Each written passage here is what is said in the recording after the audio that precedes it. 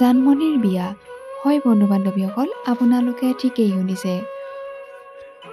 অসমৰ জনপ্ৰিয় তথা মোহময়ী অভিনেত্ৰী, সকলোৰে মৰমৰ জানমণি খ্যাত অভিনেত্ৰী শ্যামন্তিকা শৰ্মাৰ বিয়া। পিছে দৰা কোন বাৰু আপোনালোকে জানেনে?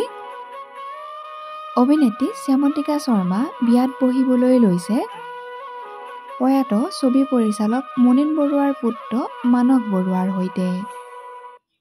জ্যেষ্ঠ অভিনেত্ৰী মঞ্জুলা বৰুৱাৰ বোৱাৰী হ'ব গৈ আছে অভিনেত্ৰী শ্যামন্তিকা শৰ্মা। মঞ্জুলা বৰুৱা আৰু প্ৰয়াত মুনীন বৰুৱাৰ পুত্ৰ মানস বৰুৱা ছবি জগতৰ লগতে জড়িত। দুয়ো বহুদিনৰে পৰা এক ভাল সম্পৰ্কত আছিল আৰু এতিয়া অৱশেষত বিয়াত বহিব ওলাইছে।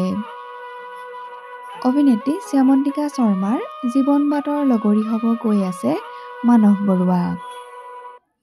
ইতিমধ্যে অভিনেত্ৰীগৰাকীৰ বিয়াৰ খবৰটোৱে তেওঁৰ অনুৰাগীসকলক উৎফুল্লিত কৰি তুলিছে। দুয়োৰে বিয়াৰ দিন নিচেই কাষত। অহা 9 ফেব্ৰুৱাৰী তাৰিখে বিবাহপাশত আবদ্ধ হ'ব অসমৰ জনপ্ৰিয় অভিনেত্ৰী শ্যামন্তিকা শৰ্মা আৰু মানস বৰুৱা।